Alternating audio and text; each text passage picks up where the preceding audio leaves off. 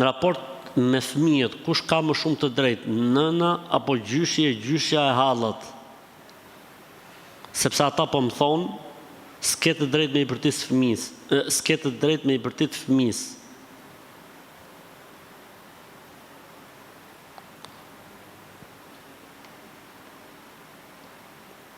Ti dhe burri jot jeni edukatorët e fëmijës. Të gjithë të tjerët, përveç jush, janë aktorë, janë kështu tifoz, ose aktor, ose si quhen to, që duar trokasin.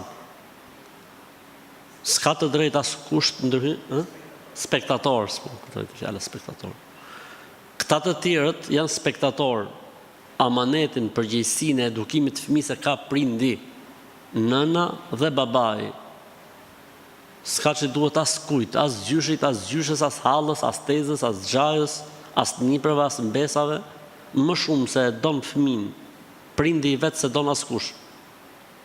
Oj dhimbse të fëmia, prindit si dhimbse të askujt.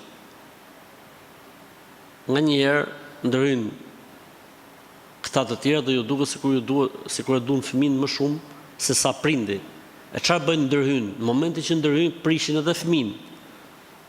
Se fëmia më i ikën autoriteti i prindit, i nonës apo i babës, se i del mbrojtje gjyshi, ose se i del mbrojtje gjyshja, ose se i del mbrojtje halla, ose se i del mbrojtje xhaja ose tezja. Kjo nuk është lejuar.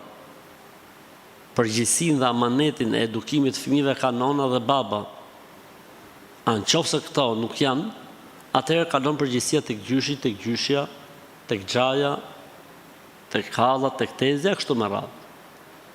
Po përderisa prindit janë gjallë, mos pyet njeri fare, hiç. Mos pyet njeri fare, ke të drejtë mos i pyesësh edhe ti kundërshtosh. Sepse përgjegjësinë për edukimin e fëmijës e ke ti edhe burri jot. Pra në botën tjetër, për fëmijët, Allahu do të pyesë ty edhe burrit. Nuk do të pyesë askën tjetër. Kështu që tregoju vendin nëpërmjet burrit.